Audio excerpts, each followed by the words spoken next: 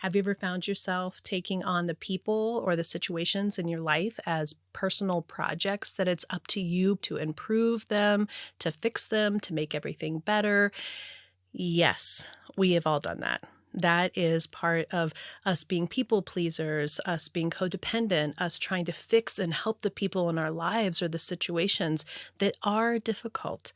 And yet, when we take on a project that is somebody else, we are trying to control the uncontrollable. For this episode, I'm inspired by Karen Casey's book, Let Go Now, Embrace Detachment as a Path to Freedom. And her meditation on detachment is making no one a project. What if we let go of making the people and the circumstances around us projects and we turn the attention back to ourselves? Enjoy the episode. Welcome to the Recover Your Soul podcast, a spiritual path to a happy and healthy life.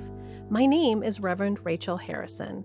I started Recover Your Soul after having profound changes in my life from my recovery of alcoholism, codependency, and control addiction. I was guided to share the tools and principles of spirituality and soul recovery to help others transform their lives as mine was transformed. For us to overcome external circumstances, we need to turn the attention to ourselves, focusing on our inner change and healing. Positive results in our lives will follow. Welcome back to Recover Your Soul. I'm Rev Rachel, and I thank you so much for deciding to spend your time with me today. I know I say that every episode, but I really, really want you to know that I do not take it for granted that you are here choosing to work on your soul recovery with me and in this community right now. And if you're new to the podcast, maybe you've just listened to this one or maybe just a couple, I want you to really know how much this is a community, how much I feel so grateful that my experience of transformation has sparked transformation in others, and we're doing it all together. So your being here means something. It holds energy that we can all feel that we're in this space together, being seen and witnessed and loved and connected. So thank you so much for being here today. What I want to talk about for today's episode is a little bit of a piggyback on last week's episode, which was around feeling your feelings and allowing yourself to be in that ebb and flow of being in a really good space and then having your heart feel heavy and not just bypassing those difficult feelings, those emotions, but allowing them to wash through you, to experience them for what they have to teach you, and to really be present with yourself at any given moment, to really be present with yourself. Because if we just bypass the parts where we're feeling heavy, we might miss the healing that is available to us. We might miss something that our soul is trying to share with us. Because ultimately, if we can see that every experience is an opportunity for growth, then we stop thinking that the world is smacking us or that we're being harmed or that everything is hard. We are taking control and empowering ourselves in the only place that we have any control, which is in our own experience. How are we showing up in this? How am I going to feel? How am I going to relate to this? How am I going to heal myself? In the last couple weeks, I've been in a place of heaviness, and it's coming up. It's loosening, and it's loosening because I've been allowing myself to be in the sadness when there is sadness. And I've been asking myself some really, really deep questions. And what I think is interesting is when I'm in the flow of connection with Source, the answers always come, and they come in a lot of different ways. They come in a variety of manners, and sometimes it is maybe a conversation with a friend, or I pick up a book and it's exactly what I needed to hear, or I listen to a podcast that just feels like it's speaking directly to me. Maybe it's a song. Maybe it is a journaling prompt that helps me to really dig in deeper. When you allow yourself to be in the flow of that healing journey, it's amazing what comes. And this is no different, which is that Recently, I had one of the community members talk about how she was reading a book called Let Go Now, Embrace Detachment as a Path to Freedom by Karen Casey. So I ordered on Amazon along with Melody Beattie's daily reader, The Language of Letting Go. So I'll probably be accessing both of these books because they're so fabulous in terms of detaching and codependence and how we can continue to strengthen our soul recovery journey and find even more deep peace and healing in our lives. So I just started reading this book, and this particular one, which is the number 4, really hit me hard because I feel like it was part of what I was learning about myself. And it also relates completely to where I am in the spring. And so I thought that it was perfect to share with you. Okay, so I'm just going to go ahead and read this page. And the way that the Let Go Now book works, it's 200 meditations. And each day is its own meditation with its own topic. And then at the bottom, there is an affirmation for the day. So this one is detachment is making no one a project. I'll just say that again because this has been one of my great lessons in life. Detachment is making no one a project. Karen says, it's my guess that since you found this book of interest, you're able to relate to some of the struggles I've had over the years. One of these is dancing around, quote unquote, the life of someone else rather than leading my own life. I'm pleased to say that I've made a lot of progress in this area, but for many decades, I didn't know there was any other way to live. Boy, do I really relate to that. If someone else wasn't the center of my life, I wasn't sure who I was. What a sad existence. What a sad recollection, too. She says, not letting someone else determine who we are or what we think or how we feel is revolutionary when we first encounter this idea. I was introduced to this notion in 1971 in a book titled Why Am I Afraid to Tell You Who I Am by John Powell. I immediately embraced the philosophy, even though I knew it was a truth I wasn't yet able to practice. Now, many years later, I realize that we are given the seed of an idea long before we're able to sprout real growth in our lives. The fortunate thing is that we are never the same after that idea presents itself. I loved this, and I'll go into it as I'm thinking, but wow, my heart is just filled with all of this truth in that paragraph. And then the affirmation is, I am my only project. Fully embracing this idea gives me so much freedom to do the things I was born to do. Others are in our lives for a reason, but they are not present as our works in progress. Part of what's been going on with me in the last maybe month since I got back from the trip is part of it is just you come back from a vacation, and I think there's a little bit of, as I said in the podcast, a little bit of vacation blues. And that in my life, what I realize is how much energy I've put into other people, and I'm still uncovering that. It's like layers that are continuing to be revealed to me in ways that I couldn't quite see. And these aren't things that I look at and I think, oh, what was wrong with me? What am I doing? That's judgment. And in soul recovery, what we're doing is we're letting the judgment go and we're starting to just look at what is.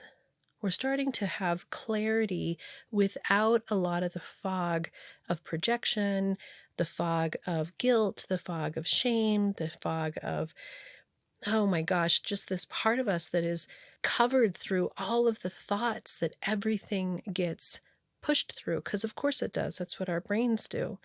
This work that we're doing is slowly, slowly, slowly allowing us to uncover our eyes from the way that we have chosen to see it. And so when I start to look at these situations and I give myself compassion and I see them in new ways, there's this incredible healing that comes and this amazing amount of learning and stepping into myself. If you're ready for soul recovery, as a spiritual coach, I can support your healing to help make real changes that will bring you a life of peace, happiness, connection, and abundance. You can also work in smaller groups by taking a deep dive in a Zoom workshop or with me in person at a retreat or an event. Join others on the soul recovery path once a month for the free Zoom support group or daily on the private Facebook page. Visit the website recoveryoursoul.net to book coaching sessions with me or find all the information you need about soul recovery, dates that are coming up, and how to register for those groups and workshops. To support the podcast and the community, check the links in the show notes to make a small monthly donation or a one-time donation of your choice that will make a huge impact to support this community and the soul recovery mission. Together, we can do the work that will recover your soul. So, of course, when we're younger, we are conditioned and socialized to be certain ways. And I went into that in other podcasts, and I went into that last week. But what I think about in this situation is from a very early age, something in me learned how to dance around other people and their needs and to put myself as the behind that. Luckily for me, there is some aspect of myself that is pretty confident in who I am and always has had a sense of myself that has a strong self-esteem. And I am incredibly grateful for that. But that self-esteem didn't relate as well to the place that said, I can ask for what I need, that it's okay to actually ask for what I need. And so my identity became wrapped around this sense of myself that I felt good about myself, but feeling good about myself meant that somebody was a project, that I was there to fix and take care of other people. And this idea of a project means that somebody needs improvement. A project means that there's something to do. And I think that for us to realize that, of course, we are doers. There's some piece that really feels good about having success. And I was just having lunch with a couple girlfriends, and we were talking about how when things get tough in your family, maybe it's finances, maybe it's relationship, that we do this piece where we're the ones that pick up the strings and we say, okay, well, we're going to figure this out and we're going to take it on ourselves and we're going to make this happen and we're going to figure out how to solve these problems. And there's actually nothing necessarily wrong about being fabulous at action. But what we're talking about is this concept that this project is ours to have as a project. And oftentimes it's not entirely ours. And a lot of times, if you're talking about people, they are not a project that we need to be taking on. And we need to be able to be coming to a place where we're looking at, why do I feel like this is my responsibility? What part of me feels like I am the one that has to fix everything, do everything, have everybody else come first? We may not know for a long time how to even know what we need or want. Detachment is this concept of unraveling ourselves from others. It's around loving from a way that gives them space to be themselves, loving them enough to let them find their own way, even if their own way is difficult. And somehow it's like it's okay for us to have to go through hard times and be able to get out the other side with learning or understanding, but we don't want anybody else to do that. We think we're the ones who are supposed to take that on somehow, and that's somebody else being a project. What I also love about this is this concept that we're afraid to tell people who we are. That's been so big for me. And it's even in a way that's so fascinating because I like who I am. I feel comfortable in who I am. And I've been surrounded by people who want me to be exactly who I am. I've never been diminished for being who I am. And yet, even at 54 years old, even sitting here in front of this microphone, even with the work that I've been doing, I realize there's still some part of me that is afraid to really just stand in the truth of me, because I've put so much time and energy into being there to protect and serve and help and fix and do for others, that just standing in my own right as me feels strange. It feels selfish. It feels like I'm asking too much to be able to be in this space where I can just ask for what I need. The other thing that I think is interesting in this reading is just this morning was the monthly sacred circle that we have here in Colorado, and 20 amazing, mostly women, every once in a while a guy shows up. These amazing women come together and we talk about spirituality and we have topics. And today was around cultivating your own garden. And we actually had pots and we planted seeds and we did a ritual around tending your own garden. And so this is really foundational, that she says we often are given a seed of an idea long before it's able to sprout real growth in our lives. And we were talking this morning about how when you plant from seed, it is a while until those sprouts come up. And then you have to tend to them attentively. You have to nurture them. You have to water it. You have to put the right amount of sun. You need to make sure it doesn't get too cold. You need to make sure it doesn't get too much sun. You really have to be kind to it for it to truly grow and blossom to its fullest. And so this idea that here we are in the spring, that what is the seed that has been planted in your life? What is the seed that in your life you realize that it was given to you maybe in the past? Maybe it's a seed that's been in one of these podcasts or another podcast that's just sparked some change in you, that's opened your eyes just enough to be able to begin to look at detaching with love, to be able to realize that you've been dancing around other people and their personalities and the need to have others be your project, and you've lost sight on who you are and how you can be in your life, that if you aren't having to take care of or fix or manage them, who are you and what do you want to be doing? What is your calling? What is your fullness? What is your greatness? And as I have been working on this in my life, it means that sometimes I have to step forward and I have to ask for help. I have to look at parts of myself that don't think that I'm deserving to receive, that is uncomfortable in receiving, because I never had the energy to receive. I was always the one who was providing the care, being the peacemaker, being the helper, putting all of my energy that I was so proud of who I was giving it, giving it, giving it, giving it. And this isn't about all of a sudden stopping that and standing on your own side of the street and saying, everybody take care of themselves and I'm not making anybody any dinner and you can fend for yourself. That's not what I'm saying.